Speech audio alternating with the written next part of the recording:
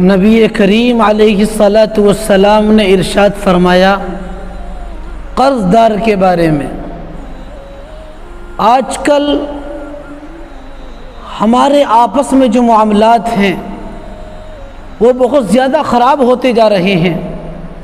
اللہ تعالی ہماری حفاظت فرمائے۔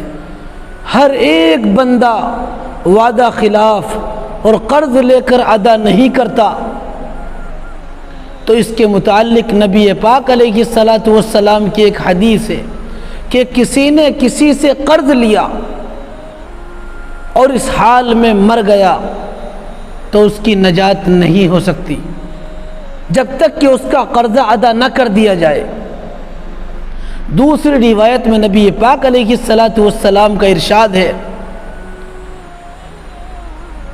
کہ جب تک بندہ اس دنیا میں رہتے ہوئے اپنے قرض کو ادا نہیں کرے گا اس وقت تک اس کی نجات نہیں ہوگی، اور اس دنیا سے چلا بھی گیا قرض لینے کی صورت میں تو آقا نامدار علیہ الصلاۃ والسلام فرماتے ہیں کہ اللہ کے یہاں اس کو وہ قرضہ ادا کرنا پڑے گا۔ یہ ابن ماجہ کی روایت ہے جو میں آپ کے سامنے پیش کر رہا ہوں کہ وہاں پر جو قرض ادا کرے گا وہ کس طرح ادا کرے گا؟ وہاں پر دراہیم اور دینار تو ہوں گے نہیں، روپیہ پیسہ تو ہوگا نہیں، وہاں پر نیکیوں سے قرض ادا کرے گا۔ نبی پاک علیہ الصلاۃ والسلام نے ارشاد فرمایا کہ جو مقروض ہوگا اس کے اوپر قرض خواہ کی گناہ لاد دیے جائیں گے اور مقروض کی نیکیاں قرض خواہ کو دے دی جائیں گی۔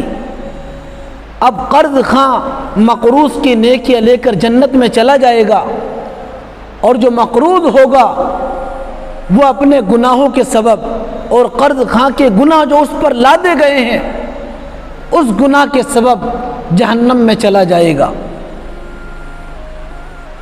اگلی روایت میں نبی پاک علیہ الصلاۃ والسلام نے بڑی سخت وعید ارشاد فرمائی ہے۔ آپ فرماتے ہیں کہ جس آدمی نے کسی سے قرض لیا اس نیت سے کہ مجھے قرضہ مل جائے گا تو میں دوں گا نہیں، دینے کی نیت نہیں ہے، اور اس حال میں مر گیا تو اللہ کے نبی فرماتے ہیں کہ وہ چور اور ڈکیت اللہ کے یہاں شمار کیا جائے گا، اس کا نام چور کی فہرست میں ہوگا۔ اس سے بھی زیادہ ایک سخت وعید جناب محمد رسول اللہ صلی اللہ علیہ وسلم نے ارشاد فرمائی، بڑی سخت سزا۔ آپ نے فرمایا کہ قرض لے کر مرنے والا تو بدترین ہے، بد نصیب ہے، لیکن قرض دینے کا ثواب بھی بہت ہے۔ جو لوگ قرض لیتے ہیں دینے کی نیت سے ان کے ساتھ اللہ کی مدد ہوتی ہے۔ ایک آدمی نے قرض لیا اور ادا کرنے کی نیت ہے تو اللہ تعالیٰ کی غیبی مدد ایسی آئے گی کہ اللہ تعالیٰ اس کا قرضہ ادا کرا دیں گے، لیکن ہمارے یہاں تو قرض لے کر بے فکر رہتے ہیں، ادا کرنے کی کوئی نیت نہیں۔ آپ نے فرمایا کہ شریعت کے اندر سب سے اہم ذمہ داری وہ قرض کی ہے۔ آپ علیہ الصلاۃ والسلام نے ارشاد فرمایا کہ جس آدمی نے قرض لیا اور قرض لے کر وہ مر گیا، قرض دینے کی اس کی نیت نہیں تھی، تو اللہ کے نبی علیہ الصلاۃ والسلام نے ارشاد فرمایا کہ ایسا شخص کل قیامت کے دن ذلیل خوار ہوگا، اور اس کو جہنم کے اندر جب پھینکا جائے گا تو جہنم کے اندر سزا کیسی ہوگی؟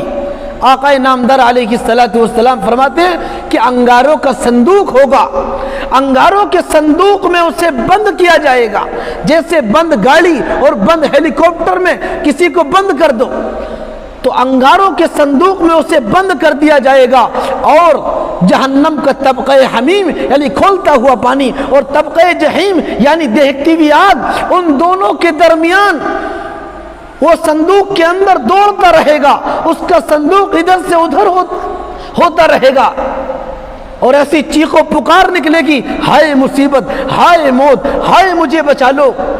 تو اس کی اس سزا سے دوسرے جہنمی لوگ جو اپنی سزا کاٹ رہے ہوں گے خود پریشان حال ہوں گے، وہ بھی کہیں گے کہ اس نے تو ہمیں پریشانی میں ڈال دیا، ہمیں تو مصیبت میں ڈال دیا۔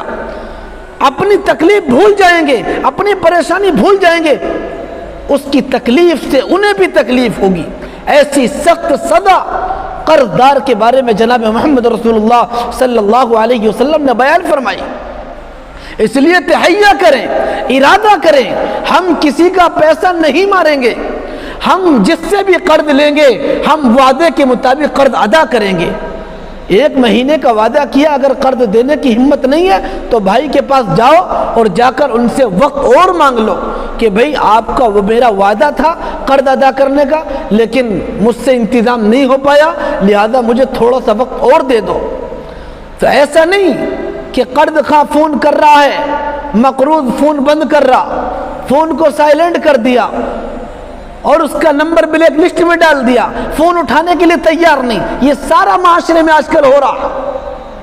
جس آدمی نے کسی کو پیسہ دے دیا سمجھ لو کہ چپل گھس جاتی ہیں، لیکن پیسے دینے کے لیے تیار نہیں۔ یہ بہت ہی بڑی بد نصیبی اور بدبختی کی بات ہے، سب سے زیادہ سنگین جرم ہے یہ، اللہ تعالیٰ کی طرف سے سخت پھٹکار ہے۔ نبی پاک علیہ السلام کے دور میں جب آپ کو جنازے کے لیے بلایا جاتا تھا، جنازہ پڑھانے کے لیے، تو آپ پہلے سوال کرتے کہ اس مردے پر کسی کا قرض تو نہیں؟ اگر قرض نہیں ہوتا، آپ کو معلوم ہوتا قرض نہیں ہے تو نماز پڑھا دیتے تھے، لیکن آپ کو معلوم ہوگا جس کے اوپر قرض ہے تو آپ نماز جنازہ نہیں پڑھاتے تھے، بلکہ صحابہ سے فرماتے تھے کہ اپنے بھائی کا جنازہ پڑھ لو، اپنے بھائی کا جنازہ پڑھ لو۔ اتنا سخت ہے قرض لے کر نہ ادا کرنے والا۔ یا پھر کوئی صحابی یہ کہہ دیتا اس وقت کہ یا رسول اللہ اس کا قرضہ میں ادا کروں گا، تو آپ نماز پڑھا دیا کرتے تھے، ورنہ آپ قرض خواہ کی نماز، جو مقروض ہوتا تھا، جو قرض لے کر مرتا تھا، اس کی نماز جنازہ نہیں پڑھاتے تھے۔ تو اس لیے میرے بھائیوں، اللہ سے ڈرو، اللہ سے ڈرو۔ اگر کسی کے اندر قرض ادا کرنے کی ہمت نہیں ہے، قرض نہیں دے سکتا، تو اسی دنیا کے اندر معافی مانگ لو، صلح صفائی کر لو۔ اگر مر گئے قرض لے کر تو نجات نہیں ہو سکتی، نجات نہیں ہو سکتی۔ اللہ تعالی ہم سب کی حفاظت فرمائے۔